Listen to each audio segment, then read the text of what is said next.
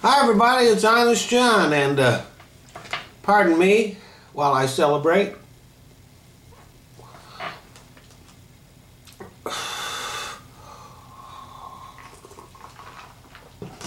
What I'm celebrating is, well, something that I probably shouldn't be celebrating because it's somebody died. Antonin Scalia. Now I know that there are people who loved him. His family, his friends, his colleagues, and admirers. Some of his colleagues. And I know that they're filled with grief.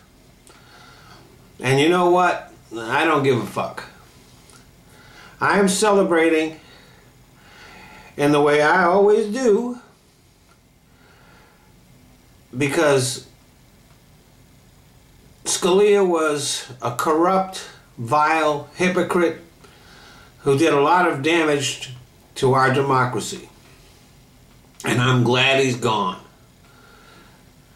My only regret is that he did not die sooner. He was a racist and a homophobe. But his homophobia did not prevent him from sucking the dicks of the Koch brothers.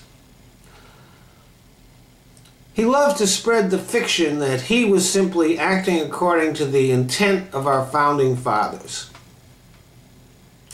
Well, the founding fathers warned about the corrupting influence of the rich and money in politics.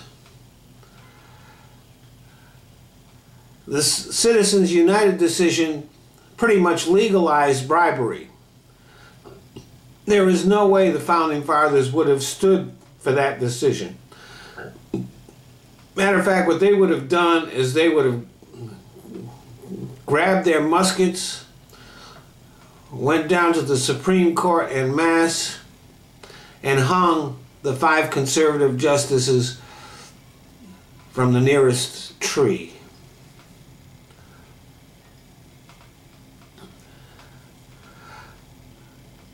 Legally and constitutionally, the Senate should give whoever Obama nominates to fill Scalia's seat a fair hearing and an up or down vote based on his qualifications. But even though conservatives love to talk about the Constitution, they don't really like to follow it when it's inconvenient for them. So it is unlikely that the Senate will confirm any Obama nominee for the court, no matter how well qualified he is or she is. So the court will pretty much be deadlocked for the rest of this term and for most of the next term, which means that they will not be making any definitive decisions. Now, there may be cases that have already been decided, and those decisions will stand if they have been issued by the court. If they haven't, and it was a 5-4, well, now it's a 4-4, and so it's a tie, no definitive decision, which pretty much frees Obama to issue as many executive orders as he wants. Even if the lower courts rule against him, they will not be overturned by a definitive decision of the Supreme Court.